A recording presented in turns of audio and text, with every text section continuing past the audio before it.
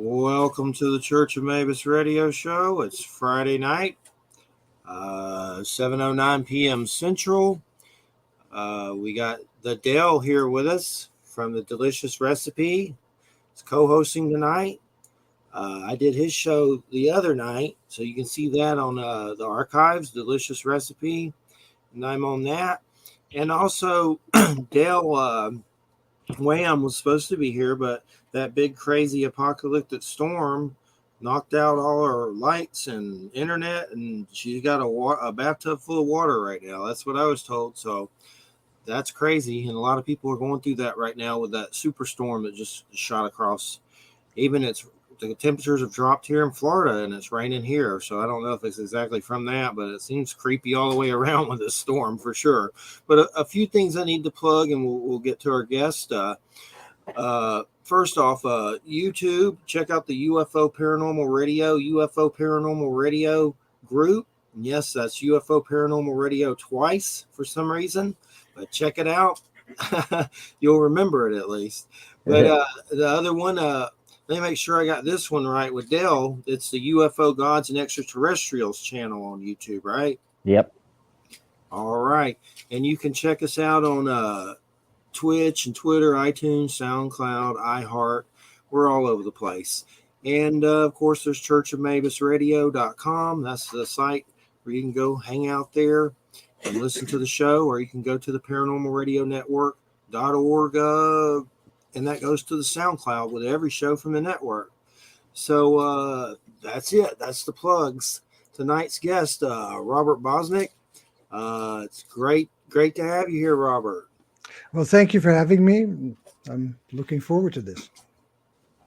So you just got in from Australia. That's what. Yes. What were you up to over there? I mean, can you give us business or pleasure? Both. Okay. My wife is from Sydney, and so I spend 5 months a year in Australia and 7 months a year in California. Cool. I interviewed Stephen Strong before about the Aboriginals there, and was in New Dawn magazine with that, which was pretty cool. That stuff over there with the Aboriginals, I love it. Mm-hmm. It's like a specialist. Is he an Aboriginal? No, I don't believe he is. Yeah, but he hangs out with them for sure, because there's a lot of photos with them and stuff, and it's just interesting. I try to have a lot of people on about shamanism from native cultures and stuff, so that's why I love that kind of stuff. Yeah, I wrote a book about that, but that's not what we're talking about. Okay. And, well, I guess you were trained in Switzerland. That's your psychoanalyst? Yes. Okay. And tell us exactly, I mean, I was trying to, go over that earlier in my head. What is a psychoanalyst exactly? I know it's probably complex and you could say it forever, but what's the breakdown, so to speak?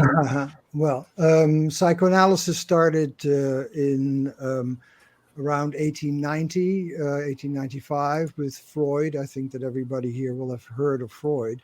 And then it started to spread, and one of his earliest followers was C.G. Jung. And my training was at the C.G. Jung Institute in Zurich. And that kind of psychoanalysis following Jung is very much about images and about how the imagination influences us. And from that, my work developed what I call embodied imagination, which is now practiced worldwide, which is how imagination affects the body. So I'm very interested in what I call the involuntary imagination, not what we want to imagine or try to imagine, but what is imagining us while we're dreaming, because dreaming is my specialty. I've worked with dreams now for about 50 years, and I've worked about 50,000 dreams. And so I spend a lot of time in the dream world with people. And that fascinates me, that world of imagery that is involuntary, that creates itself every night, where we suddenly find ourselves somewhere else and we are completely convinced that we're awake. That world interests me endlessly. Dreams are definitely fascinating, and I know you specialize in dreams. And I guess my point of view with dreams is, what is it exactly? Is it us in the spiritual realm in our spirit body?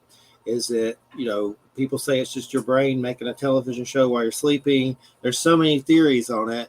I Yeah, would think it was walking other realms, from a shamanistic point of view, that yeah. it's realm walking. What can you tell us about some of these dream states? Well, I think in the first place, nobody knows, and I don't know either. So when you ask a person about dreaming, the only thing that you will find out is their opinion about the world. So if your opinion about the world is that it's shamanism, then dreams are shamanism. If your opinion about the world is that everything is material and therefore it is a quake in the brainstem, then that's your theory. So I am what is called a phenomenologist. So I am only interested in the experience. And so I'm interested in what people are experiencing while dreaming.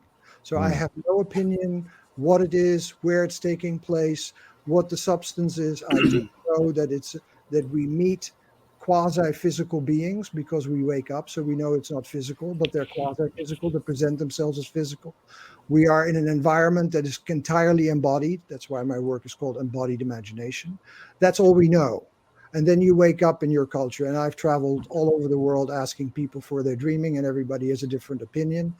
The opinions don't matter to me. Just what matters to me is how do people experience themselves in this world of dreaming. Isn't that sort of interesting? Like, because I did a couple shows on about dreams there before, and I remember this part. There was that Sigmund Freud. I guess he had written a book there about dreams, and it mostly was about having sex with his mother. Every sort of symbolism was having this sort of this part in there, and I think, just my opinion, though, I think a lot of people have taken from that and think that was what dreams are, because that's what they were taught and they were told, because that narrative was pushed so heavily upon everybody else. Yes, and that's why the field of psychoanalysis began to develop because lots of people disagreed with that, even though sexuality, as we all know, is super important and is a very big drive in our lives. And and there is something in this incestuous state of mind that we all have that is really important, but it's not the only thing. And then Adler came out with the notion that it's all about power and about the feeling of inferiority, and that's why you want power. And then Jung came out and said it is about curiosity and the life of spirit. And so that those were our all different views on dreaming that then became more and more. And these days, we are talking very much about how they are uh, how they are relationships that we have with the world, and it's more seen as relational. So every era has its own interpretation of dreaming, and in the 20s of the 21st century, my notion of it is that it is experiencing of a real world that presents itself as entirely real, that we find ourselves in, and we don't know where it comes from. We only know that it is and that we are traveling through it. Hmm. I know the Native Americans that they have a thing called dream walking, and they believe in this is where you can actually travel through your dreams and actually interact with somebody else in their part of their dream. And Mhm. you've come across that at all? Yes, and there are several cultures that believe that and that have that as their. It's also uh, in like 12th century, 13th century Muslim culture. It was very strong that you can through visionary means encounter others. Um, but I think that uh, I have never worked with somebody who does that, so I cannot tell you anything about it. Um, I know that people do a lot of traveling and a lot of moving around and a lot of communicating with other beings and other entities. Some of them are human and some of them clearly are not. And that communication is going on all the time. And I'm sure that there are people who can become what we call lucid. They can move into lucid dream state where they can direct themselves through this dream world more clearly. But when I worked with an Aboriginal medicine man, since we started out before about shamanism in Australia, when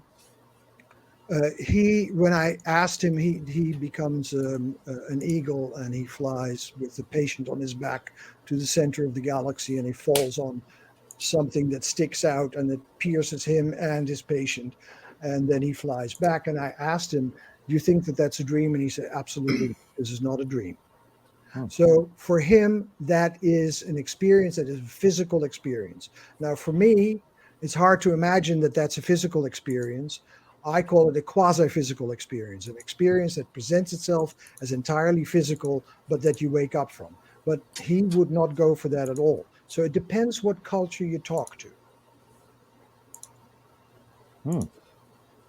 Definitely fascinating for sure.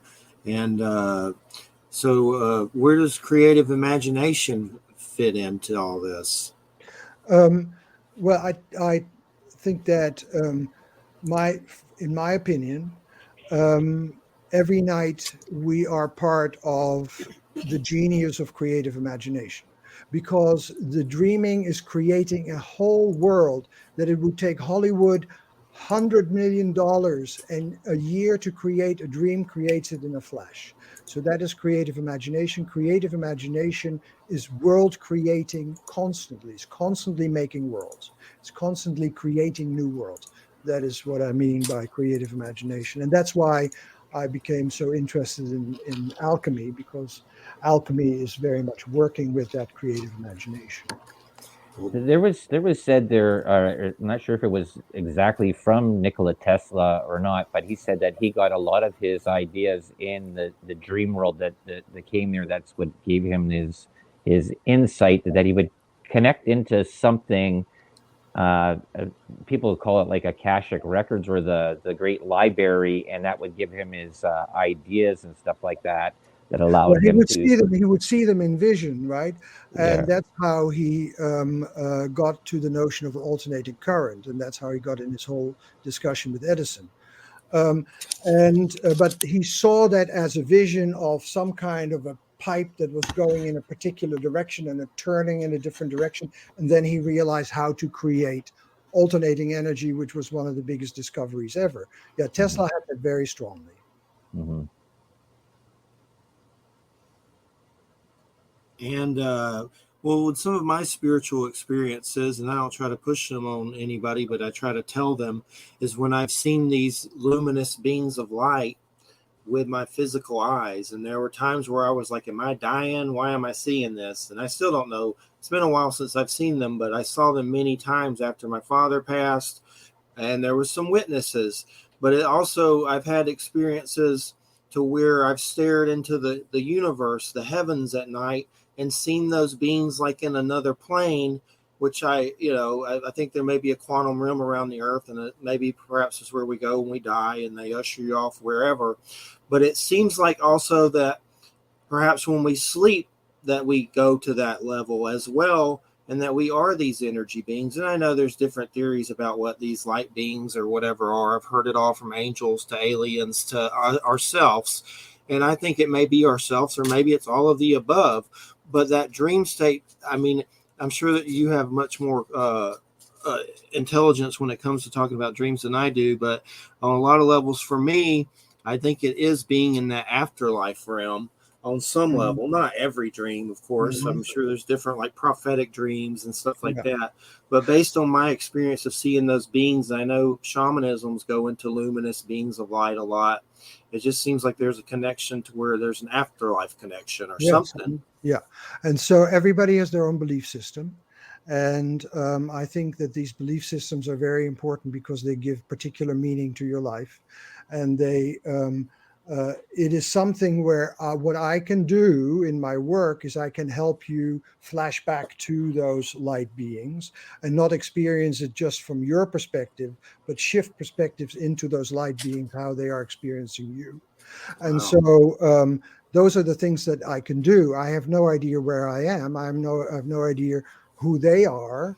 And it doesn't personally interest me because if I talk to a person in China, they will see something completely different. And if I talk to an Aboriginal, they will see that different. And if I talk to a scientist, they will see that different again. I'm interested in that experience that you're having. And I can help you get back into that experience through a system of flashbacks. And as you flash back into that experience, you can not only see it from Jeffrey's perspective, but move into the perspective of these light beings and see what they're experiencing and feel that from within their presence. So that is basically what I'm doing. There was one part that I I caught. Maybe I didn't catch this right or whatever, but you'd said there in that Pacifica part is that by monitoring the brain, there's too much information, but you were getting it through that you could see that the physical skin was giving off a reaction to sort of show something. Can you explain that? Like there was a way to transfer, like it was real-time events that are happening that you'd be able to follow what was going through somebody that I guess it was in the dream state. Was that what it was? I'm not sure if I got that right or wrong. Yeah, I don't exactly know what you're talking about, but what I'm saying is that we never really work with dreams. We always work with the memories of dreams, and so I help people to get into the memories of dreams and then flash back into them. And then it becomes possible to move into different perspectives. Now, what I was talking about in that talk was about the mirror world, which is now called the metaverse, and our interactions with these artificially intelligent beings and how that is going to develop. And I'm working on that myself. But I don't quite exactly know what you're referring to. Okay. Yeah. Okay. Yeah, I was listening to it there earlier today, and I thought there was something about how you'd be able to tell if the body was remembering properly, and it was easier to do through, I guess, instead of monitoring the brain, that was temperature or feeling or touch or the way that the skin moved it from one. Yeah. Well, that's called galvanic skin responses, and Jung, the psychoanalyst that I went to his institute, he died in 1961, and I went there in 1971, so he was no longer around.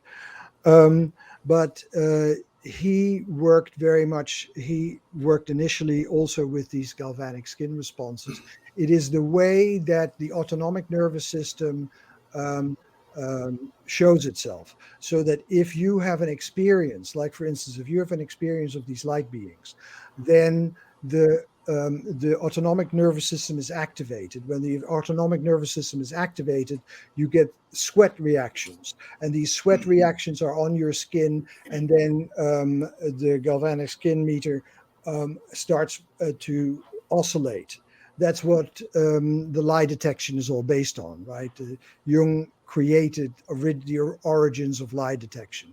So it is that you can notice in the biometrics the way that internal life is happening to people in their autonomic nervous system. Okay. That explains it a little bit better. Definitely. And I know you mentioned alchemy. And, I've heard of alchemy. I know you know a lot more about it than I do, for sure. My extent is like Saint Germain or something from like those weird Summit University books or something, or some of that weird stuff with that the Count Saint Germain that remains ageless and stuff like that. Which, but I'm just kind of curious, what else can you tell us about alchemy? Like, I mean, some history of it maybe, and just some more about it. Well, alchemy came into being in probably the Egyptian era, when it was a movement together of mummification. Mummification was to create eternal life, to create eternal form, and dye making and metallurgy. All of those came together with lots of ritual around it, and that came to be slowly the notion that we can transform metals from one state to another, and that we can create healing forces that heal not just humans, but can heal the metals. And the notion was that a sick metal was lead. Lead was a sick metal, and you could heal that sick metal into its desire to become gold. And that's how alchemists could transform lead into gold, by stimulating the desire in lead to become gold. And so the notion of alchemy is that it has a lot of elements of that are also in astrology. The notion of the alchemist is that there is an eternal world that is called the firmament. That's where the stars are. And then there's a world in between, and that is the world of the wanderers. The word wanderer is planetos, that we call that planets. And so that these in-between beings that are between us and eternity, they have different qualities. And these beings, these in-between beings that we see as planetos, as wanderers, they each put their seed into the earth. And so the seed of Venus is copper, the seed of Mars is iron, the seed of Jupiter is tin, the seed of the moon is silver, the seed of the sun is gold, and Mercury is mercury. And so all these different seeds, all What these about different what about Saturn? Saturn is lead. And lead. so That's me, Saturn. well, that's very heavy. And so it's very heavy and very distant. And so all these elements were in the earth. And and then they said in alchemy that every metal has the desire to become gold. And that what the alchemist needed to do is to stimulate the desire in the metal to become gold. And that's basically what I've studied for the last 50 years and what I've written now several novels about. That's interesting how with alchemy that the planets, relate with different traits and things like that. And I know people have different views of the planets as gods and weird stuff like that. But as far as like the grittiness of alchemy, is it a person in a lab like Merlin, the wizard in a lab, messing with potions and stuff? Is that kind of like the dirty work? Well, alchemists were always working in laboratories. They were usually physicians, and they were usually not magicians. They were physicians trying to find medicine to help, because the notion was that if you can create from poison a remedy, then you can heal people. So they would make, that's basically what we now have in the old ways of making vaccines. You take something that makes a person sick and you dilute it and you dilute it and you dilute it and you give it to a person, and then it becomes a remedy because the immune system begins to react. So that kind of notion, alchemy by its nature is homeopathic. So it begins to take from poisons.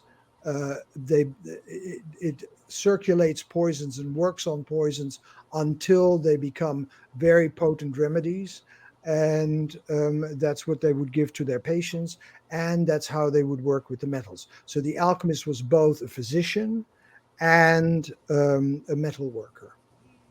So that's why they worked a lot with herbs. And one of the greatest alchemists of all time was named Paracelsus. And Paracelsus would create an enormous amount of different medicines. Paracelsus, and then Hippocrates, was that alchemy or just No, that was medicine? No, Hippocrates was about 500 years before that. Hippocrates was from 2,500 years ago, 500 BC. He was the first of the physicians, the one that followed Asclepius, the god of healing. And so Hippocrates was the one who rationalized medicine. So that's why the physicians now still have to make their oath to Hippocrates that they shall not harm. And Hippocrates was the one who kept on using dreaming as the central form of healing. So, but that was very different, was long before alchemy. And when it comes to the alchemy in gold, does that mean actual gold, or is that like a spiritual transformation term that as well? Well, the alchemists always talk about the vulgar gold and our gold. The vulgar gold is the gold that we all know, and our gold is the red sulfur, and that's what my books are about. Our gold is the red sulfur that transforms other metals into gold. So it's stronger than gold. It's more potent than gold because it can transform other metals into gold. So it's the highest form of creativity. Hmm. This because I had a show I did about why gold, and I could never find a part about this, is that why are human beings there's fascinated with getting or obtaining gold, because it doesn't actually for like the, I guess we did the human gold that we have here. You figure water and air would be more important to a human being than a precious metal. And like back then, a long time ago, as far as we know, they didn't have electronics. I know gold is a good transporter of Yeah, but that had electricity, nothing to do with it. No. and just I've never found a part there is that why this whole fascination and this push of gold. Gold is seen to be the seed of the sun, and everything revolves around the sun. The sun makes everything grow. The sun creates life. So as gold as the seed of the sun, therefore is as precious as the sun itself. Okay, but so is a lemon, and a lemon you can eat. No, the lemon. You're asking about how it was seen in other times, in pre-scientific times. The lemon was never seen to be the seed of the sun. The seed of the sun, the most potent seed of the sun, was seen to be gold. So therefore, gold was very precious because it represented the sun. Okay. And so it was the source of all life. Okay, That's so somebody came up with that. Somebody came up with that they said gold is okay. This is what it's going to represent, and then everybody just followed along with it. No, it is in alchemy. They would say that that the sun self-manifests in gold, and so that you can, by working with gold, you can be in touch with that solar energy. This came up. How it came up, I don't know. It could be, they would say it's a self-manifestation of the sun. So, and you would say, because you come from Western individualism, somebody came up with that idea. That's just, you're looking at it differently than the alchemist does. The alchemist says it is the planetos, or the sun, as this moving entity between eternity and mortality that brings us the gold. And so it's a self-manifestation of the sun. You have to realize what culture you come from. We come from a culture of Western individualism, and therefore we think that somebody came up with that idea. And the alchemist would say, no, not somebody came up with that idea. The sun self-manifests itself. Okay. That's the way that in other cultures they talk about the gods. The sun is a god, right? The sun is one of the central gods, Apollo, or whatever you would call the sun. And Native Americans would say that there are certain animals that are self-manifestations of the gods. So it is not somebody came up with that idea from their perspective. It is, that's how the gods self-manifested. It's definitely fascinating for sure. Just and I know the sun. There's so many fascinating ways to look at the sun. I've had weird experiences spiritual with the sun that have been kind of odd many times. A lot of things that I do, like I'll close my eyes and let that white light fill me. And I've had some pretty strange experiences just doing that with the sun. I think there's a soul connection with the sun and us, but I've never heard that about gold. That's interesting for sure. Definitely definitely pretty neat. Where do colors fit into all this? I know there's a way about colors. Alchemy is talking about the way that something moves from quality to quality. Because if there is a movement from lead to gold, then there's a movement from one quality into another. And so they have systems of seeing what colors are in their qualities, and they would see that green is where it all begins, like the greening of nature. And in alchemy, it would be the copper oxide that grows onto copper.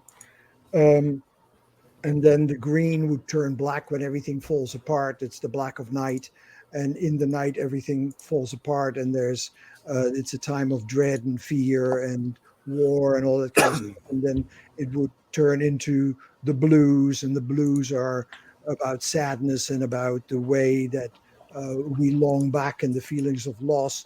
And then it would go into light blue, and the light blue would be related to the spirit and the sky. And then it would go into silver, and silver would be the way that you start to reflect on it. And then it would move into yellow, and the yellow would be the way that it begins to ferment, and that fermentation then reaches its culmination in gold, and that is red. So those are the colors in alchemy. So were these alchemists ever like persecuted and stuff like some of the other people throughout history? Did they get, weird stuff like that, like from the church and craziness, we're going to burn you, et cetera, et cetera? Yes, I think that like people like Giordano Bruno was burnt at the stake, and the church, Giordano Bruno is a very important thinker in the late 16th century. The church was against anybody who was against their orthodoxy. And of course, all of science started against the church, Galileo. And they were all banished. So they were, many of the early scientists were alchemists. Isaac Newton was an alchemist. And Robert Boyle, who's the father of chemistry, was an alchemist. So there was a strong movement, and that's what my books are about, the Red Sulphur books, how science came into being, how the church tried to push it back, how the battle between the freedom of science and the repression of the church started to play out in the 17th century. Because the 17th century is for me, next to our own period, the 17th century is in Western culture, in European culture, is the most interesting moment in history to me, because that's where we moved away from alchemy, and we moved into a way of observing and putting ourselves outside of things and looking in, whereas before that we were always part of it, and we were experiencing things by participation, and then science cut that off, and we became looking at things, and that's how we still are today, in that cut-off state. I'm looking up Giordano Bruno and on Wikipedia, and I want to learn more about him. But I'm seeing it says that he said the stars were distant suns surrounded by their own planets, and raised the possibilities that these planets might foster life of their own. Cosmological position known as cosmic pluralism. And then he also insisted the universe is infinite and could have no center. And they killed him, of course. Yeah, of course they killed him. And so he was one of the most important thinkers of that era. And we know now that much of what he was saying actually is similar to what we hold as true. And so if we would be transported back to the 16th century, we would all be burned at the stake for what we're saying now about reality. Yes, true. One thing there, because I see this Alchemy Saga Red Sulphur, and it just brings into a memory of a movie I watched, or a documentary about Cinnabar and Mercury, and how much that was sort of important in Egypt times or ancient times. And is that Explain, Yeah, can you, cinnabar, like this is a thing that yeah, I never even really even knew about it really, or thought about it in the yeah. last. Cinnabar is red, and it's a sulfate and a combination of mercury and a sulfate, and it is for the alchemist the beginning of the work. From that, that's what they call the prima materia. Very frequently, it began with cinnabar, and they from that would start extracting the sulfur, but mainly they try to extract the mercury because mercury is very essential to alchemy. It's called the live silver. It is the medium of alchemy. Everything happens in mercury. And so it's basically the refinement of mercury that comes from cinnabar, the refinement of mercury. And as mercury is more and more refined, then it becomes gold. So mercury is the medium. Okay. And so red sulfur is actually the driving force that forces that change, that forces that movement from one quality to the next to its highest quality. That's what red sulfur does. It's also called the philosopher's stone or the sorcerer's stone. It's all different names for the same substance. Hmm. Was that Saint Germain name something that's bogus, or was that a real guy that was in the alchemy? Do you know much about that, Saint I Germain? don't know much about Saint Germain. Of course, I know the name, but I've never studied him. And there are many.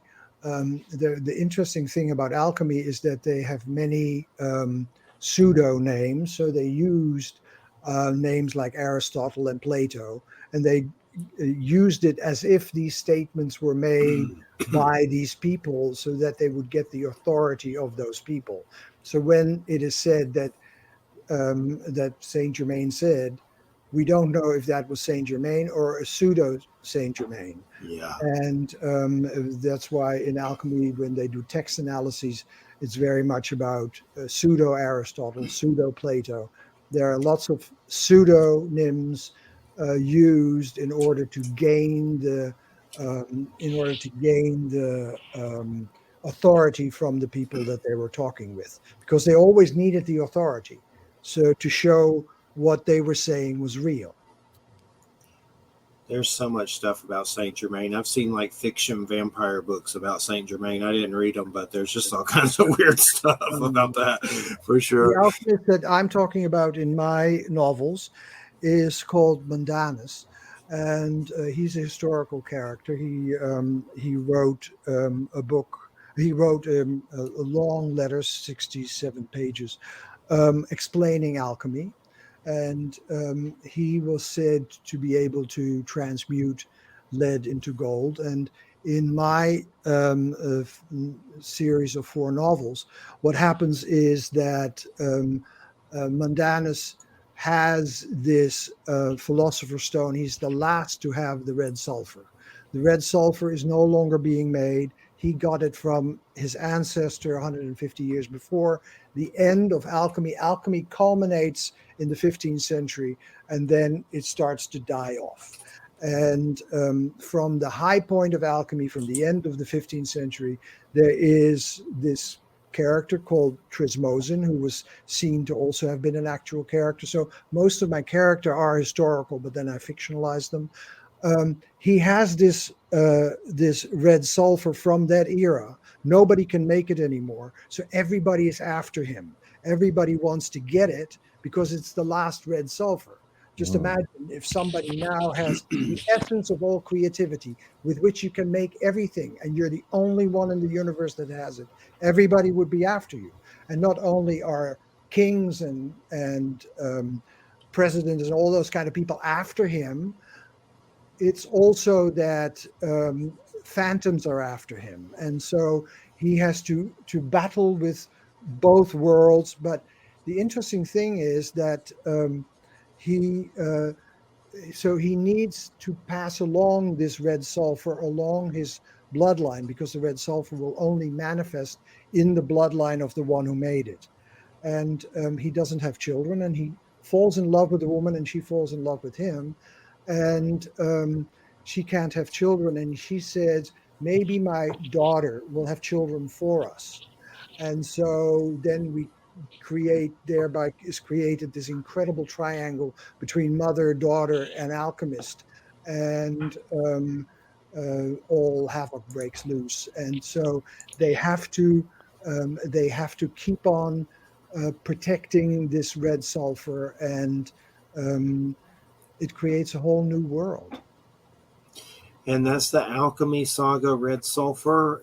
And there's 4 books of it coming out in the fall. You've been busy. All 4 books. Is that like different parts, right? Yes, they are all different parts of the same saga, like Dune, and so it's a new saga of several. I hope that one day it will also be a television series. That because it's very romantic. It is about the period where there was the big battle going on between the church that was represented by Louis XIV in Versailles and the Dutch Republic that was trying to give tolerance and let science grow. And so it's a whole battle for the birth of science. And many people don't know about that. Many people don't know about how all this technology was created by science and started in the 17th century. How long did it take you to write 4 books? I mean, that sounds like a lot. 10 years. 10 years. Cool. Definitely want to check it out. It sounds intriguing for sure. And one subject I want to get into, it's near and dear to our hearts, and the title of the show, the Mabus word, is apocalypses. And of course, if we might go back to some of the other subject matter, but I want to definitely get into that. And what it reminds me, for some reason, I was thinking of that. There's a Nostradamus movie, and it's like a movie that it's old, I forget, the 90s or something. But in it, supposedly the story goes, he was out healing people from the plague with herbs and things like that. But his own wife and daughter got the plague and passed away. And by the time he got back, they were dead. And he supposedly, went mad, and he kind of entered that apocalyptic stage or setting. And that's kind of what they say in the documentaries and books about him as well, on some level, with different views of it. But he got into an apocalyptic mode of thinking, did the quatrains, and a lot of those quatrains, no matter what you think of them, some of them are pretty weird. Like the Hitler stuff that he predicted, he got pretty close to that. So, I mean, there's a lot of debate about all that stuff, of course. But there's one question that I saw in the book stuff, and it was a relationship between an apocalyptic mode of thinking and burnout. And sometimes, I mean, when I read that question, I was like, well, that sounds like me sometimes. It's hard not to be in an apocalyptic state of mind with the way this world is. Things are crazy. And sure, maybe you can get in a certain point of view to where trying to create heaven on earth and pretending it's not happening, but sooner or later, it's still going to knock on your door pretty much. Things definitely seem, a lot crazier lately. But basically, I just want to hear, about apocalypses and the mode of getting in that state of mind, which one would say that's what Nostradamus did on some level. And I'm sure a lot of different people throughout history have, with the way the world is and the craziness and darkness in it. And, all the murder and disease and all the other crazy stuff that's constantly happening. But what can you tell us about apocalyptic mode of thinking and then burnout? I've organized several conferences called Facing Apocalypse. And they were about the apocalyptic state of mind in politics. And I started out with the nuclear issue and in 1983. And then when it was decided that the next conference in 1985 would be in Moscow, people said, don't do it in 1985. It's way too long. By 1985, we will be in nuclear winter. So that is apocalyptic thinking. Apocalyptic thinking is that we are moving towards the end of the world, because apocalypse means revelation. It's the revelation of a new world, but it's a revelation of a new world as the old world is coming to an end. So it is frequently seen as doom. And then in 1990, I organized a Facing Apocalypse about the environmental issue and how global crisis of climate change and those kind of things. That was 30 years ago. And the danger of apocalyptic thinking is that you are treating something that is going to last for hundreds of years as if it has to be solved in 5 minutes because the world is coming to an end. And that makes people burn out because you cannot hold that level of alert constantly. With climate change, what is happening, and we are, I think, every 3 days using up the amount of energy that the earth can compensate for by trees every 3 days. So we are creating much too much greenhouse gases. Everybody agrees on that. Maybe some people who don't agree on that just don't want to read the science, but everybody agrees on that. But if you say that that means that the world is coming to an end and that this has to be solved in a very short period of time, then you get people in a state of alert that is too high and you cannot maintain that. Our children and grandchildren and great grandchildren will have to deal with this every day in the same way that you have to brush your teeth. This is an ongoing thing. And if you get into an apocalyptic state, then you cannot deal with it over long periods of time. So that is part of apocalypse and why it's dangerous to get into an apocalyptic state of mind, even though the situation is dire. The situation is terrible. We all agree on that. The situation is terrible, but we have to work on it for generations and generations to come. There was something I saw, and I was an article or something. It was advice or something like that. But there was some kind of paper that was written about what would happen to the earth with all the stuff going on that you're talking about within the next 10 years or something like that. I don't know every detail of it, but basically this group got to read the paper, and later that some of them had to get counseling after reading it, that it was just so terrible with the stuff going on with the earth and everything. Yeah, because when you look in the 80s, I started working on this in the late 70s. When you look at it in the early 80s, everybody was expecting the world coming to an end through nuclear winter. And it would drive people crazy. The nuclear clock was at 6 minutes to midnight for a decade. And so it was that we are almost on the verge of nuclear war. We're almost on the verge of destroying the world, and we will freeze to death in nuclear winter. And so now everything is happening through heat, which is true. Which is true. But if you go apocalyptic about it, then you can't do anything about it because you think it's going to happen in the next 10 years. And if you think it's going to happen in the next 10 years, that's would drive me crazy. Yeah. Well, that's how some of those cults there got into it. There with thinking the end of the world. Wasn't there the one that was in I think it was in California where they had the men castrate themselves, thinking that the world was ending, and there was a spaceship coming by just to get that Heaven's Gate. Yeah. There are a lot of there were a lot of them in the 19th century as well. I think there were 67 end of the world movements in the 19th century. So it seems to recycle. There were end of the world movements in the 17th century. Every age has its own end of the world cycles, and now we are around the year 2000, and anything that is about 1000 in Christianity, the millennium is a very important symbol. So around 2000, of course, the apocalyptic imagery is getting stronger. That's why I started this series of apocalypse conferences.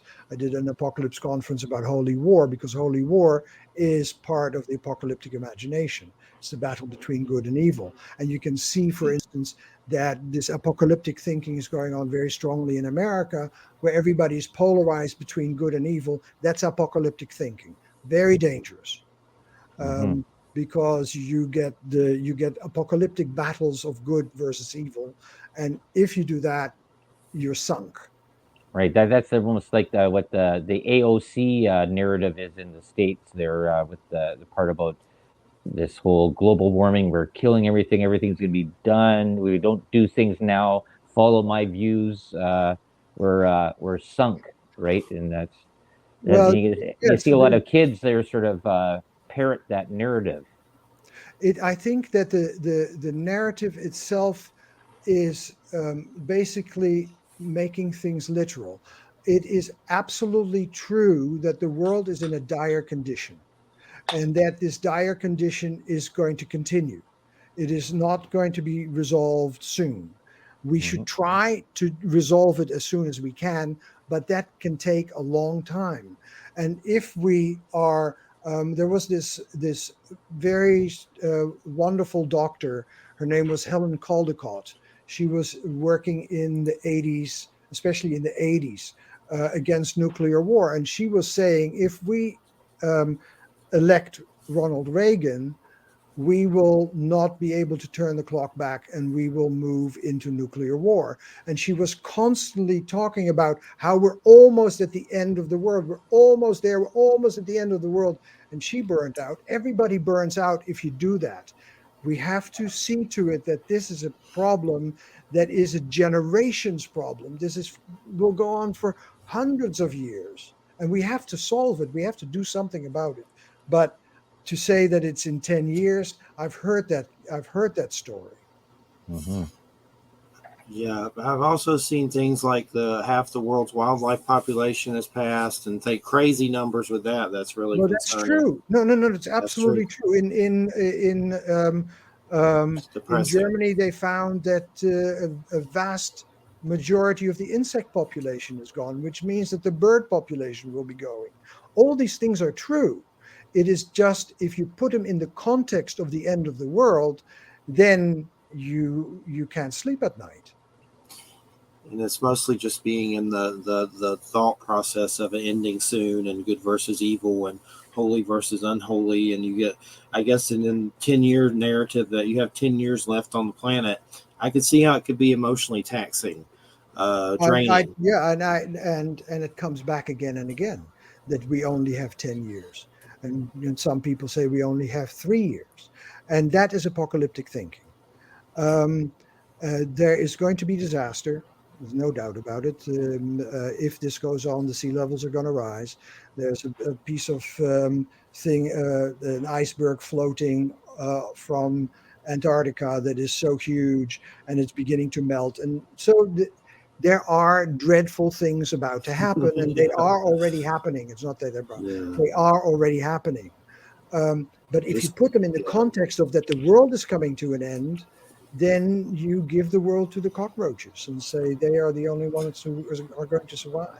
So part of it overcoming is a positivity, just trying to overcome it from a spiritual point of view. It's kind of like embodying heaven or hell. You want to do heaven, but if you're in hell, like there was a quote from Neil Gaiman, this author, that said, "Hell's something you carry around with you." But Yeah, so but heaven and hell is also an apocalyptic notion. If same it's not thing. that we're either in heaven or we're in hell, we are in both constantly. Heaven and hell are going on all the time. It is not split. It is not that there's heaven and there's hell. No, it's going on all the time at the same time. And we have to wrap our minds around it that this stuff is happening constantly. And we will have to deal with it constantly. So how do you? What are some ways to get out of that kind of thinking, that or the burnout? And have you ever yourself been in that kind of thinking and been burned out with apocalyptic thinking yourself? No, no, I have never gone into apocalyptic thinking. I have been studying it. I have been studying how apocalyptic thinking works. Um, uh, I personally don't think that the world is coming to an end, even though we're in a very dire condition. I think that the world is in crisis. I absolutely am convinced that the world is in crisis and that we will constantly have to deal with crisis. But I'm not apocalyptic. But I know that the apocalyptic imagination is very powerful because I'm a student of imagination. I study the imagination and I know how powerful that is. And apocalyptic imagination is a dream. And so we live inside the dream of the end of the world and we can't get out. And so we have to analyze how we are in that dream and realize that it's a dream and that we have to wake up from it. Do you think that part of this is just a thought that I've been having there is with the push of the way that the education system has gone to go for people to move into these cities and basically move populations into an area where they end up you have this overcrowding, people living on top of each other, aka or etc. Buildings, condos, apartments, and stuff like that.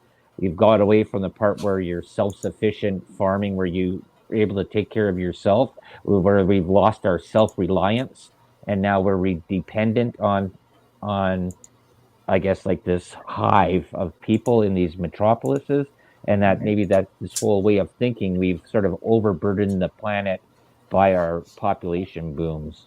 Mm-hmm. Yeah, that is very possible. What happened about 10 years ago is that there are now more people that live in urban environments than live in country environments. So that is a process that is continuing and that will continue more and more rapidly. I don't think that the population boom will remain. I think that it's already slowing down. Um,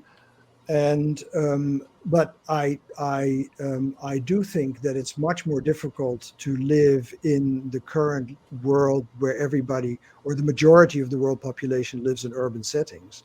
That has huge problems with it, of course, and we cannot go back. The notion that we could go back and all live in the country, we cannot go back because it is a movement, a gigantic demographic movement towards the cities. Mm-hmm. And there's also forces on, the earth, on politics or, secret societies or whatever that want these apocalypses to happen. And they kind of add to the narrative in their own ways and, want this stuff to happen. And right now with all this Russia, Ukraine stuff, it's definitely, the fear is a lot. And now it can push people into apocalyptic thinking with just when you have something that crazy happening that could just go off at a moment's notice. It's a very dangerous situation. It's realigning the power structure of the world. It is pushing Putin and Xi together, and China and Russia, and so it's a movement of NATO, China, and Russia, and so it's a huge shift and realignment that's going on right now. And so it is a very dangerous situation. If we put it in the context of this is the Third World War, it's the beginning of the apocalypse, then we can't get anything done. We have to see that it's a very dangerous situation, that Putin is playing a game on a very five-dimensional chess game that we don't know how his mind works. And it's very dangerous, but let's not get into the notion that it's the beginning of the Third World War. See, there was talk that after the Second World War, the Third World War already started, and that's why China has gone to the length that it is to right now to being an imposing power, and a lot of people haven't realized what they're actually doing. That's been one of the theories that has been out there. Well, I've been teaching a lot in China, so I have a lot of Chinese students in mainland China, and there is a person has come to power who is the first since Mao Zedong who has this enormous amount of power, and they try to get out of their backward situation, moving forward. That's what Mao already was trying to do with the Great Leap Forward, and it was a huge failure, and many million people died in famines. But now, so the push forward was already going on in Mao, and now it's going on with Xi, and so they're trying to do something, and it's a very powerful movement that we have to be very aware of. Mm-hmm. And it is not just Xi. It lives in China, that desire to pull up and the desire to become on the same level as the United States. There's a desire for that. Yeah, that was just one of the theories that had out there or whatever, and I just see it. I'm here in Canada, and we have this.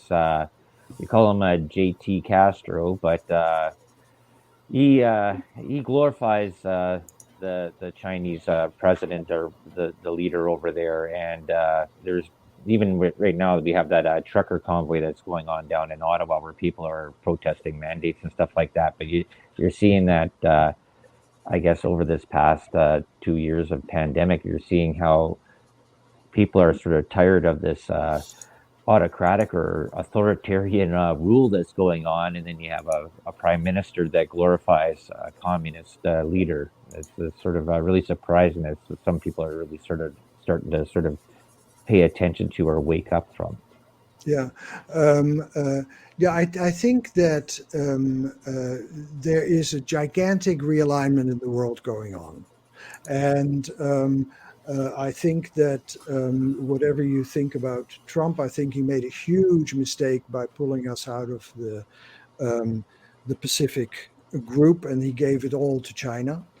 And I think that we should realize that there is now some group going on that is becoming as powerful as we are in the West. And we haven't had that because Russia never really was that. But China is becoming that, so there's a huge change going on. We're moving very far afield from alchemy, aren't we? Yes, but also there is actually we even stayed there with China, but there is a lot of Chinese alchemists there too as well. I watch a lot of Chinese old movies and stuff like that. They deal with their many different gods and demons and their structure of how their life goes. But they were the first ones that came up with dynamite or fire or with a powder or whatever, black powder. Yeah, gunpowder, but they'd never use it for guns. They use it for fireworks only. Yeah, exactly. But even if you watch some of their old movies and stuff like that, or even their new stuff, they deal with a lot of this part of alchemy and magic and absolutely. This mysticism. Very powerful. Yes. Yeah.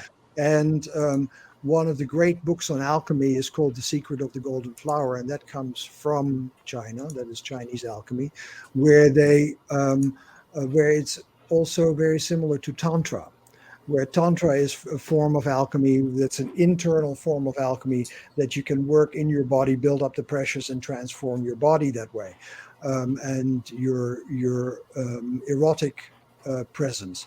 In Chinese alchemy, there's this interplay between what is going on inside the body and outside, and The Secret of the Golden Flower is actually how Jung first became interested in alchemy, and me going to the Jung Institute is how I became interested in alchemy, came through China.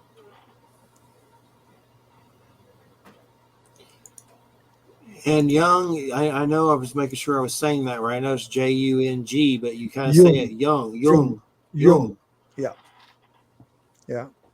And Jung was a great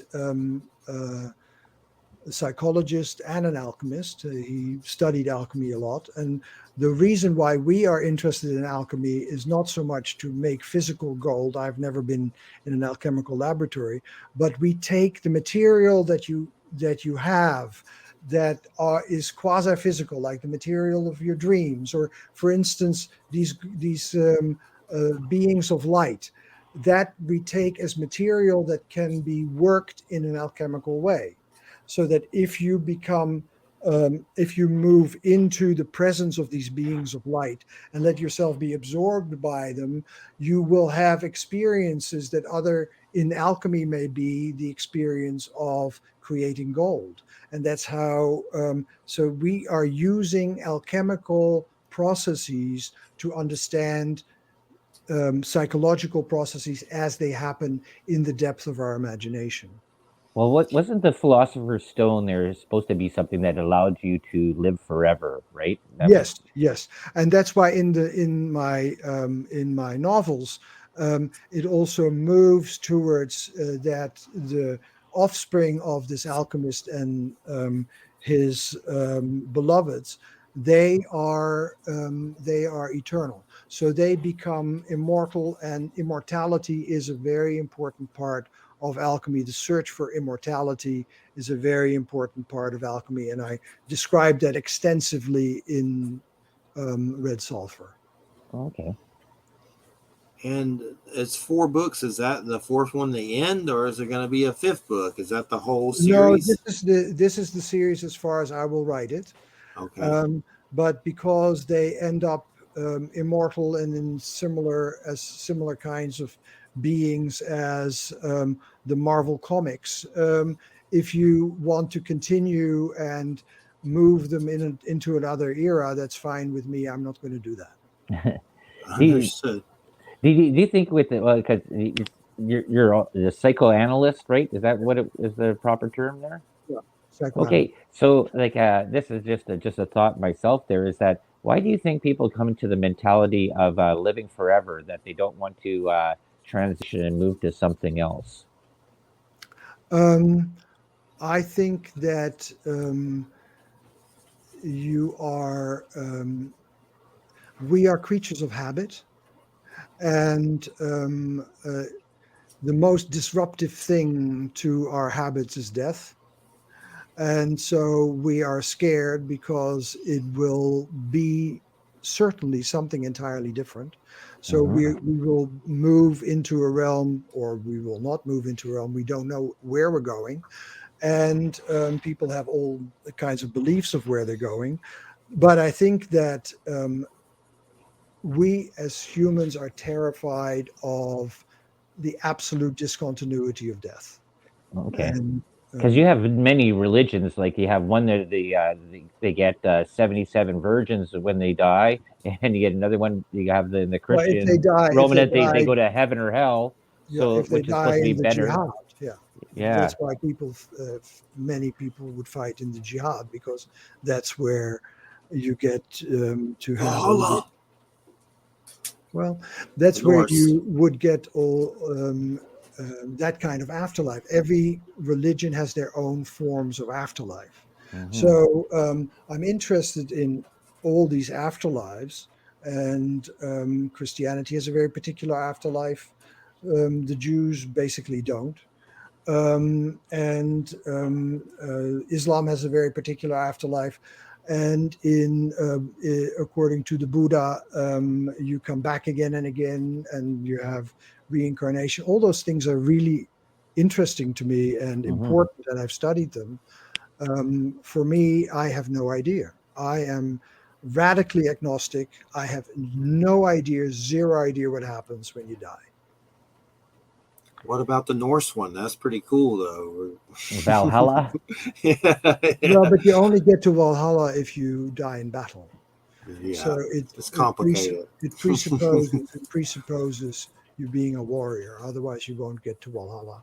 Yeah, I mean, you're supposed to have your weapon in your hand and all this stuff. Sounds complicated for sure.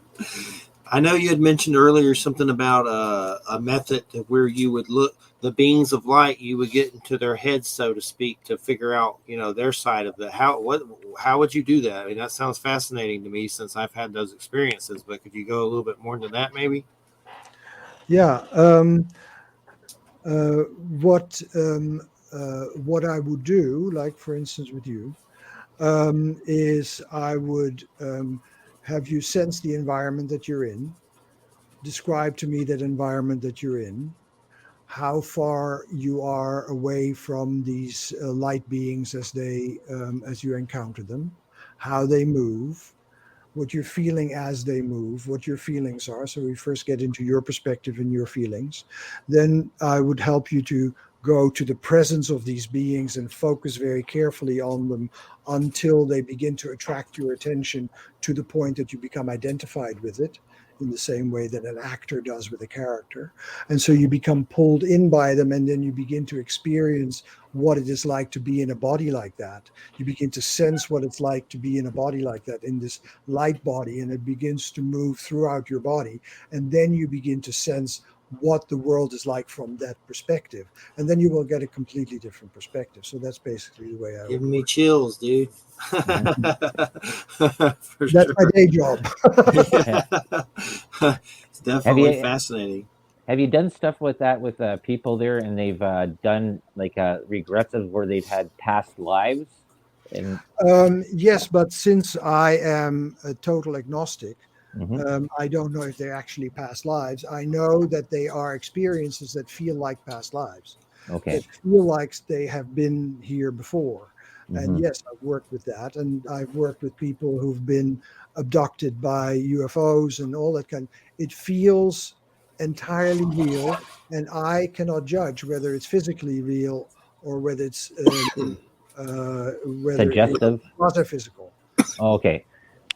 Yeah, that's because that's a thing that we've talked about on this on UPRN there, dealing with people that have talked with past lives or had alien experiences or other paranormal experiences or seen something in the bush cryptids and stuff like that, that people see different things, and to their eyes this is there, and not only. Absolutely, it's absolutely there. When I worked with people who were abducted into spaceships, they were there. I just don't know if they were there in the way that you're there in a dream or whether they were there physically. And I'm not judging. I have no Mhm. idea. I don't know if there are UFOs out there. I have no idea. I just know that people have experienced this. These are real experiences. These Mhm. experiences Yes. are true experiences, but we don't know what they refer to. We don't know if they refer to a physical realm. And then uh, when I was in Cambridge for many years and worked with people about this at Harvard, the leading professor at Harvard was John Mack, and he studied Oh, alien abduction. And John went with a group of people to the Dalai Lama in Dharamsala, and the Dalai Lama said, "For us, it's no problem because we have entities that materialize briefly and then they Mhm. dematerialize. Right. For us, we have the only notion that there are material beings and then there are non-material beings. Right. But for in Tibetan knowledge, there are these in-between people. So he said, maybe these spaceships are materialized momentarily and then they dematerialize. So for him, it Mhm. was not a problem. Depends what culture you're in. So Mhm. John sent me these people to see, can I distinguish any difference between their narrative and all the dreams that I've worked with, and I couldn't.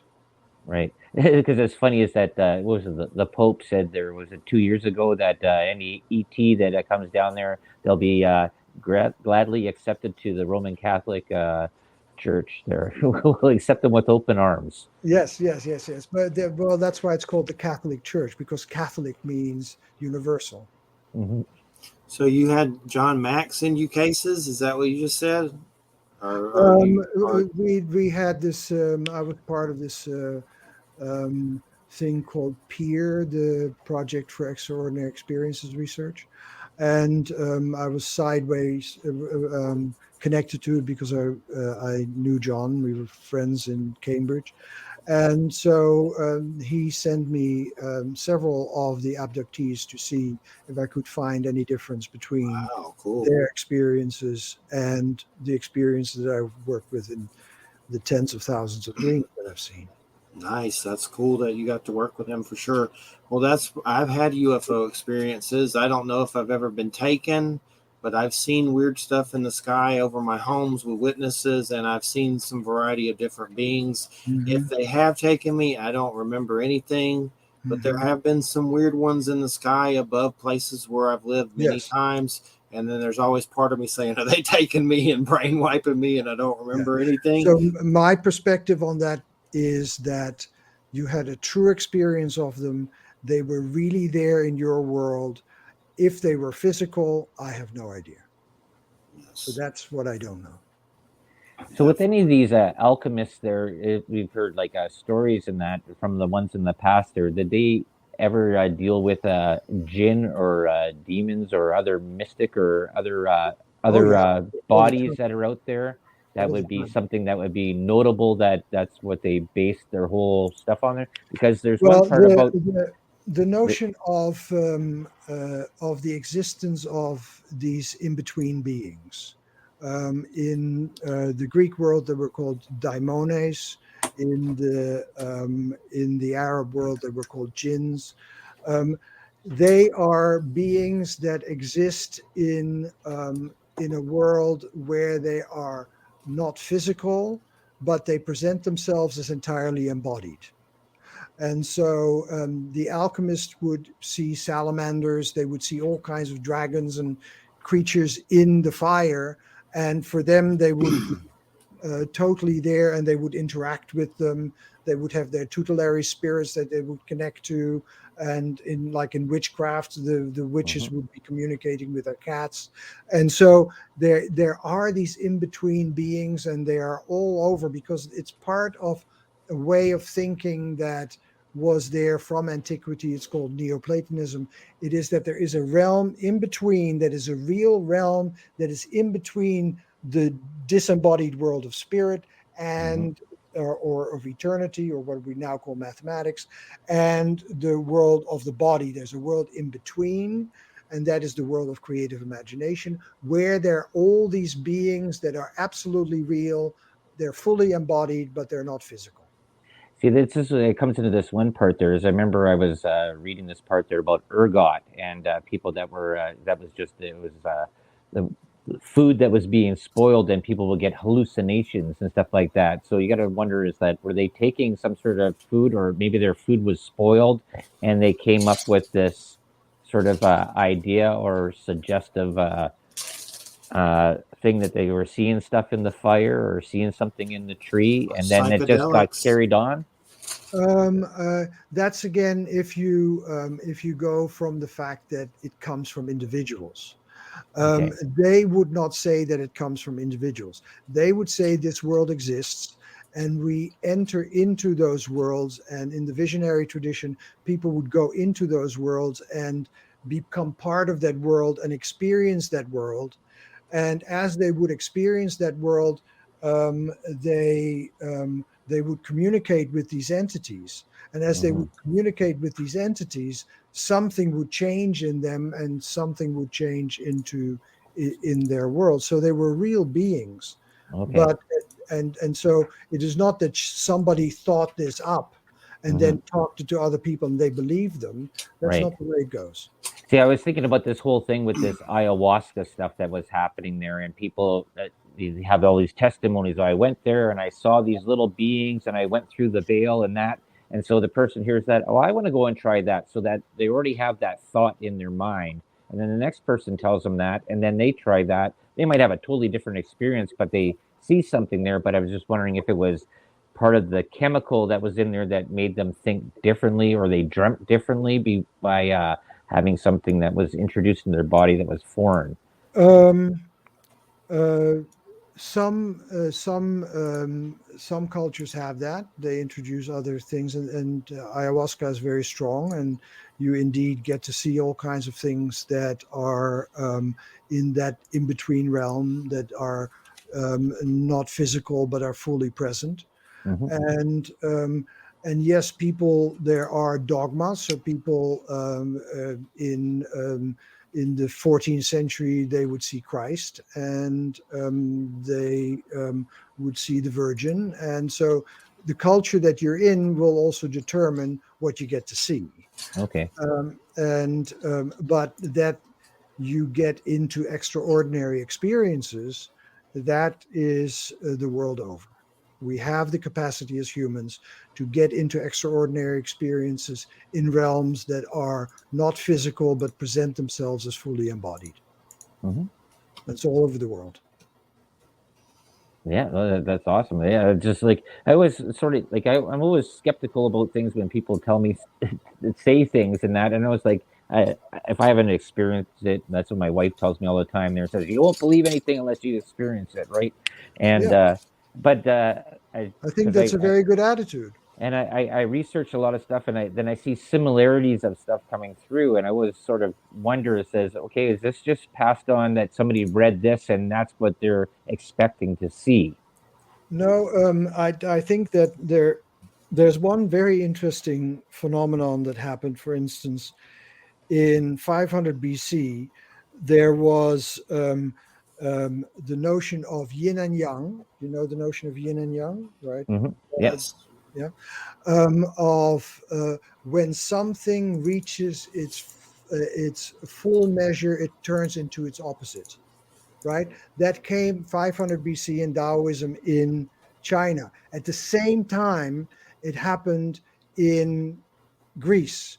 In Greece, there was the same thought that happened at the same time. There was no communication between those cultures.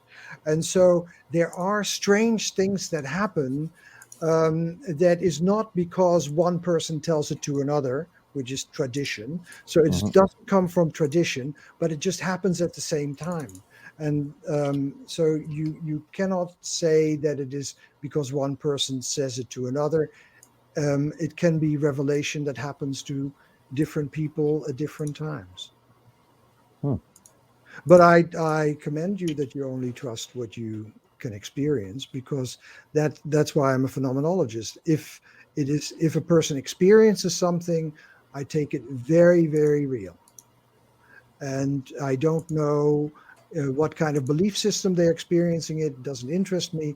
I'm interested in the experience. Right. Well, that's awesome. That's good. And well, I mean, it wouldn't surprise me if psychedelics were in use. I mean, so many cultures have used psychedelics over the years. I've interviewed, had whole shows on that subject, from DMT to ayahuasca to you name it. We've done whole shows on it, and to me, it's just an opening of the senses when you do that stuff. Yeah, yes, it's we had in the 70s, when I was working at the psychiatric hospital in Zurich, we had an LSD license, so we got it directly from Sandoz, and we used very low doses, like 50 micrograms. And if Nice. you if you look at Jimi Hendrix, when he was where was it? The one of the festivals, he took 1,500 micrograms. So Mhm. we took that kind of doses, but still the person would be in a state of complete other state of mind for 6 hours. Mhm. And my experiences with psychedelics is that you actually get transported into a world that you don't know. And so you get moved out of your habitual consciousness. And as you move out of your habitual consciousness, you get to see new things. It is the movement out of habitual consciousness that creates these experiences. And my whole work is based on moving people out of their habitual consciousness. Because as long as you're in your habitual consciousness, you're stuck there. Nothing Mhm. changes. And habitual consciousness is afraid of change. That's why what we talked about before, that habitual consciousness is afraid of death, because everything will change. We're afraid of change. And so you have to help a person slowly to get out of habitual consciousness. And drugs may be too fast for some Mhm. people. It just reminds me of that what Jeffrey said, and then what you said. That just all of a sudden popped into my mind. The movie Jacob's Ladder, and it's what the government was experimenting on their soldiers there. And as the guy's dying, he's going through three different lifetimes, and he's seeing a whole bunch of different things of his life in this circumstance and a different circumstance and that. And spoiler alert, he was dying at the end. So if Mhm. anybody's listening there, That's the yeah, Tim Robbins one, right? There's an yeah, old yeah, one. I never yeah, saw the new one. I read the reviews weren't so good for the new one, but the old one is definitely some creepy, classic horror right there for sure. yeah. And I know, Robert, you had said something about a license for LSD with the government. Did they supply it? Was it like the men who stare at goats or something like that? This is in Switzerland, and Oh, LSD, okay. LSD was made by Sandoz in Switzerland. And so we had that license when it was still all legal. This is 1972, 73. And before it all got spoiled by random use of it. And but it's now slowly coming back. And I'm from the 60s, so it was ubiquitous, was everywhere. But it's now slowly coming back and beginning to be used for forms of therapy. Lots of people are microdosing. Um, Microdosing mushrooms there, that's a big thing that's been coming out through the US there. I've heard more and right. more and more about it that. Yes. They're legalizing And it. and and so that is that can be quite effective. but I don't know enough about it to say anything useful. Yes. Seems like with my experiences with it, you have a lot of spiritual experiences, but it seems to always also be these experiences where you're like, oh my God, I'm going to die. When is this over? This kind of experience. So that seems to be some of my So experiences. that's about change, right? Because the Yes. fear of dying is the fear of dramatic change. And so you hold off. And we are terrified of change. That is true. Yeah, that's Yeah, but I kind of call these cocoons. That's why we attack strangers. Pardon? Cocoons, the body, a cocoon. I don't know if you've ever seen it. I bring this up all the time. It's kind of my spiritual go-to movie for the life and death and aliens. Cocoon by Ron Howard. You ever seen that with the old people go to the swimming pool and there's a cocoon and then the cocoon's open and golden beams of light come out? It's an old Ron Howard movie from a long time ago with Steve Guttenberg and Brian Dennehy and Opie did that movie, little Opie. But there's something to it, I'm telling you. Yeah, watch it. Well, I think that much of this stuff is coming up in my novels in Red Sulphur. It is something where you get all these remarkable experiences when you start to deal with this material that really changes you and that really affects you very deeply, like, for instance, the Philosopher's Stone, that would affect everything about you and changes your whole life view. And then you have to see that you have to defend it against the whole world because the whole world is coming in. And so it becomes very intense, to say the See, least. that's sort of like if I would think about this is that you have to experience stuff yourself and go out and expand your mind. Don't let the populace tell you what exactly everything is. You have to try things for yourself. Yes, I totally agree. And I think that my day job is to help people experience more, because people are very, very limited. We are in a very narrow bandwidth. It's like we are still in our minds in a world of a telephone internet connection. It goes very slow and there's very little stuff that can be processed. But if you can expand the mind by, for instance, going into these beings of light and moving, shifting the perspective around, then suddenly there's an expanded mind that happens. And in that expanded mind, you can experience something new. Yeah, that's awesome. Yeah. And I've always wanted to figure out who they are, and I've thought everything from aliens to deceased You loved shouldn't ones. think about it. Shouldn't think about who they are. What you can do is participate in their presence and feel who they are, experience who they are, and begin to feel their perspective. And you can do that by becoming as much like them as you can, by following their movements and their presence, their lightness, their energy beings. And as you do that, you will become more and more pulled into them. And then I can tell you, it might become very frightening because it will be very different from anything you experience as Jeffrey. And so therefore, I think that usually I go relatively slow because a person might otherwise get really scared. It's almost like that movie Avatar, where the guy goes into the avatar and he experiences a whole different culture from their Correct. eyes and their views. Yes, so that's what I do all the time. Okay. And that's why it's one of my favorite movies. And you can actually enter into an entirely other state of mind. And everybody has that ability. You don't need drugs for it. You can use drugs if you want to. You don't need drugs for it because you can use the imagination that you have every night. And you can go into your dreaming and experience different perspectives and different things. Well, that's what a lot of people think this is, a simulation, and these are kind of the avatars, so to speak, ourselves. So those, and with the beings of light, I've also, wondered if that's what we all are out of our bodies. Of course, I don't want to say 100% that I know that, but it's certainly a possibility that that's what we all are. Weird, glowy aliens out of these bodies. And that is related to the times that we live in, where we can now simulate things, and therefore simulations are becoming more and more how people explain things, and that we are living inside a model because we're modeling all the time. So yes, the notion of other realities gets different names in different periods. In Aboriginal culture, it would be your ancestors. So you would be moving along with your ancestors. Most of your ancestors would be animals. So my fiance Christina showed me something from a video where they're putting cows in virtual things, and the cows are like in crappy places, I guess, but the cows think they're in green fields, and it's kind of creepy, but they're putting like virtual goggles that's a on very good idea. cows. That's a very good idea. Do you think so? It's definitely weird. I think it's a very good idea. You can do a lot with virtual reality, and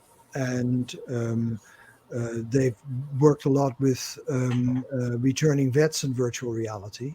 You can experience the world in a very different way if you go into virtual reality, and that's going to develop more when we get to augmented reality and mixed reality. And see that this Yes. is a part that came up there a couple of weeks ago or a week ago, and when I heard about this metaverse, I said, "You watch." I says, "As soon as this metaverse goes on and people are in there, there's going to be somebody crying rape." And this happened a week ago, and a person went into an area and said that they were raped in the metaverse, the virtual reality way, and wanted to sue the people. You understand that it's a false reality, right? But you're going to have people that believe that to be real, Right.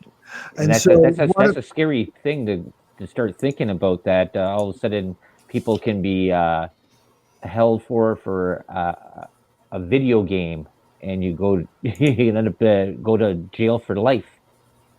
right. Cyber crimes. Yeah. Well, yeah. I think that one of the things that is going to become increasingly important is to teach our children in school that there are different realities, and that the imagination exists in different realities, and that Hmm. when they are in the cyber world, it's another kind of reality than the physical reality, which is another reality than their dream reality. We have to Hmm. learn that there are many realities that have different laws and different rules, and they Right. have to learn that from the beginning, because they are going to be more and more living in a variety of realities simultaneously. Right, because like you can go into that virtual world to be a cow, and think that you're in another virtual reality that you're on a Yeah, nice but farm there getting milk. that's a very old problem. There's this Chinese philosopher called Chuang-Tzu who said, "I dreamt I was a butterfly, and I wake up, and now I don't know whether I was dreaming of a butterfly, or a butterfly who dreams that he's a man." Right. So you don't know that. It's a very ancient problem. Hmm. And I think that's the part that since we're so new into technology, like I was born in 1970. I sort of came through this whole thing when computers and all this stuff sort of changed, and in the 52 years I've been on this earth, we've moved technologically pretty quick. We haven't really done really too much. Like we sped up computers and made them faster, but we really haven't made anything better technologically, right? We don't have flying cars. We can't transport from Canada to Australia and back on a transporter like on Star Trek. We really sort of just made a phone faster that holds more stuff. Yeah, but you have in your pocket a A computer. computer that Yeah. is stronger, that is, I think, 100 times as strong as the entire computational system that sent people to the moon. So there Yeah. is a change that is happening. Right. I've been, We've I've made been, that faster, but we've never made anything, never gone to the next step of making something new. Right. We've sort of just um, made things faster that have already existed for 40 years. yeah, I think that there's a lot of stuff going on in artificial intelligence. I'm myself working on creating virtual humans. And so I think that we are on the verge of an enormous breakthrough. And that is because the speed of computers has increased so dramatically. I'm 74 years old. I did my first work in computers in 1967. And I've seen computers grow, and I've seen virtual reality grow from the 1980s and becoming this whole news. There's enormous shifts that are going on in robotics and all those kind of things. We are not in the 1950s notion of what the future would look like with flying cars and packs that you have on your back that you can fly off. That never happened, but those were 1950s fantasies. And we are. Well, there is a flying car that just was released the other day there that's actually legal for to be in aviation. And I think it came out of Saudi Arabia. Yeah, and that's basically like a drone, right? It's a car. Yeah, with wings that come out. Yeah. There's jetpacks too. They've been seeing those guys out plane windows, like weird dudes with some kind of jetpack. I know for sure. But we're not like the Jetsons, right? And, so the future. There are books about the history of the future.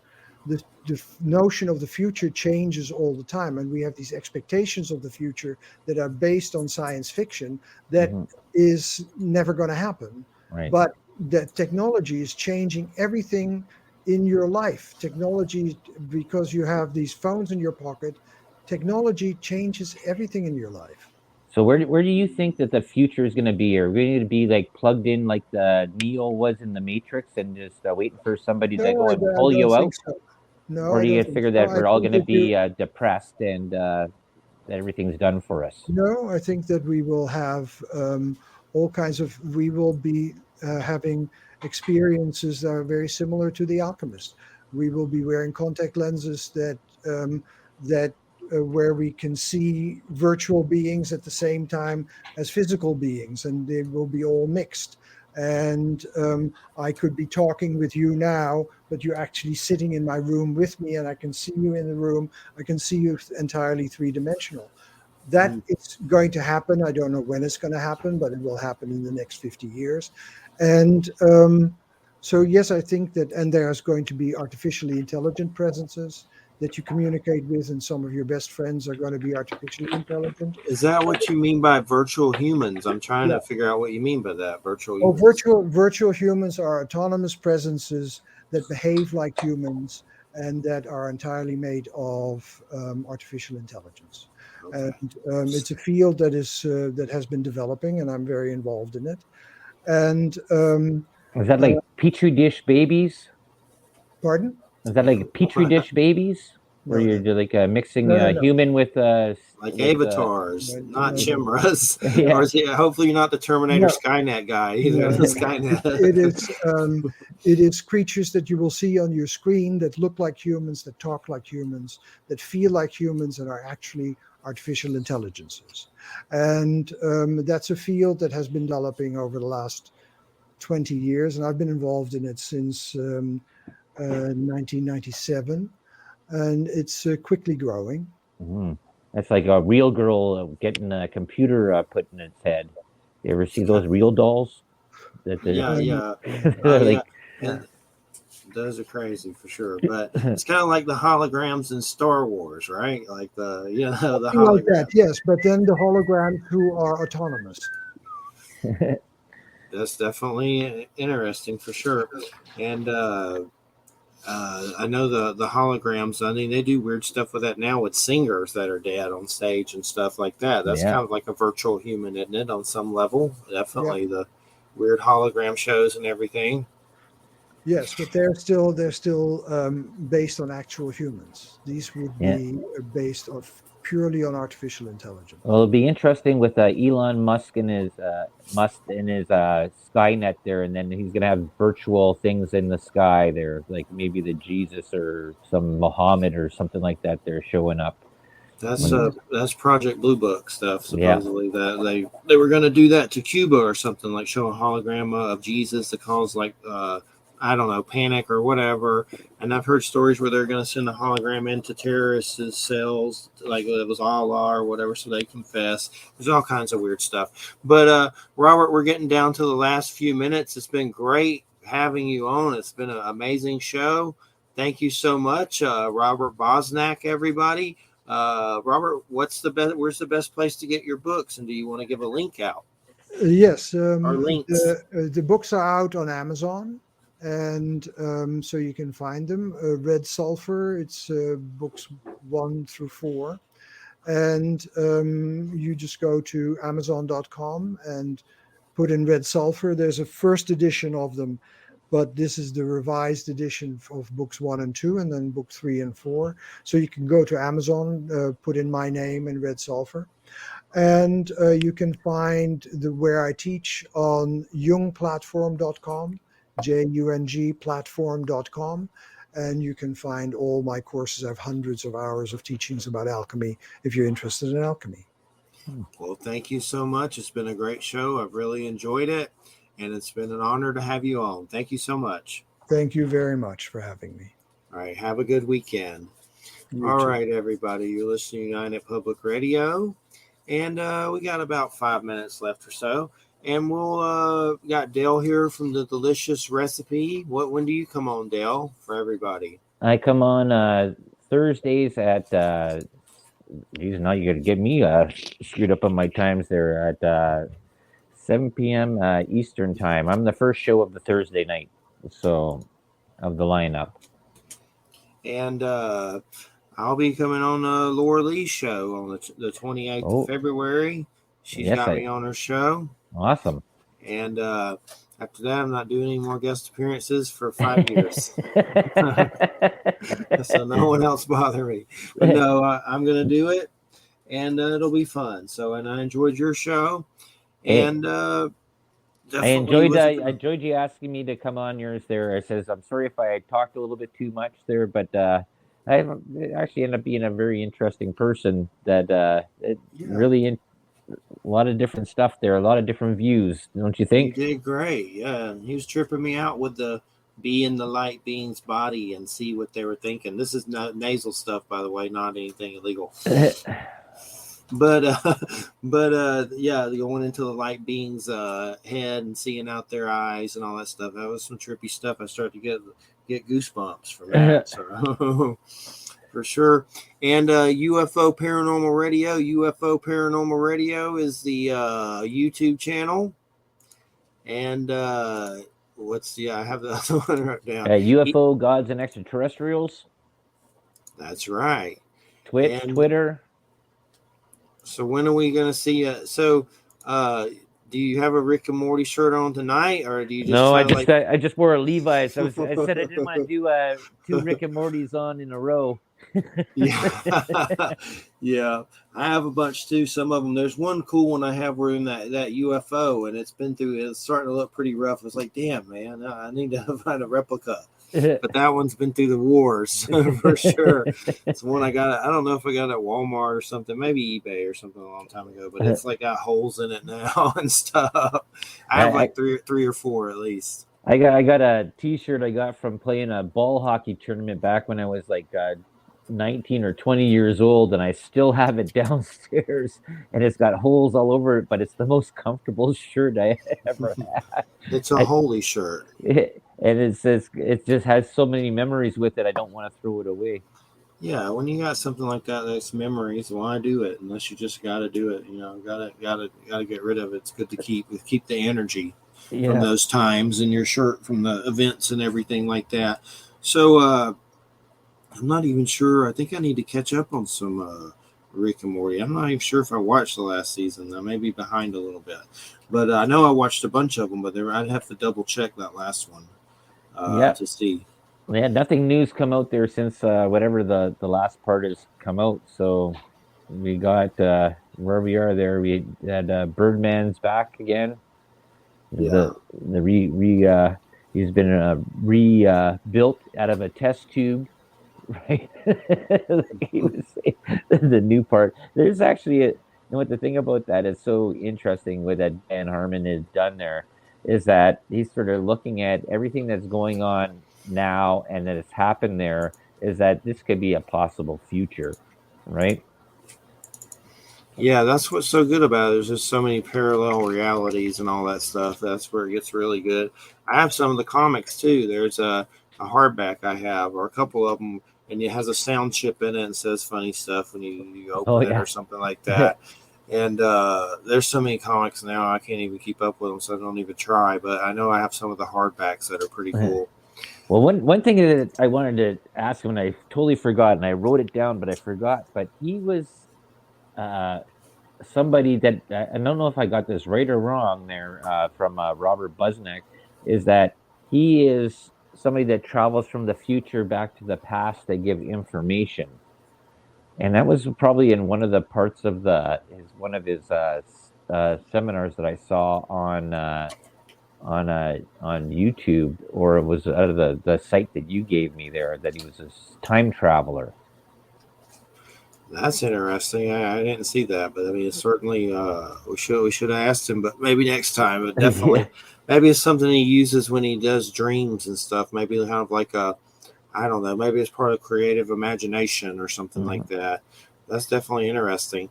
What about the John Mack thing? John Mack used to send him cases. That's a big time ufologist from And then the part with using LSD in Sweden, because the CIA was using LSD all over the place in experimenting on people. They were doing stuff in California to get do sting operations with hookers in San Francisco. They were experimenting on their own soldiers. Like there's some there's like a stuff. test garden. There's some crazy LSD government stuff. He's like, he had a license or something. I was like, are they shipping it to you? What happened there? Yeah, and plus you had that was the whole thing about was that Laurel Canyon with the Doors, and then you also had with the Grateful Dead with LSD and stuff like that, right? Where they were that was part of the conspiracy theory, or part of part of it is actually true, and this was given out, and you never know what your government's doing to you. That's why it's so important to be aware who you vote for when you're voting for your government. For sure. Well, man, we need to close it out. It's been great. Yeah. Thanks for stopping by, and I appreciate it. It's been a good show, and it was a good guest for sure. Definitely, I like the apocalypse talk. Yeah, oh, for sure. We should have pushed that more. I apologize. No, you did fine. You did good. But there's no qualms here. You did a great job. I enjoyed it, and I appreciate it. And he seemed like he was like, we're getting a little far off base. It's like, well, these are in your questions, dude. So yeah, I try not to use all those questions, but I never used any of them. Yeah, I know. I sent them to read you, them and I toss them away.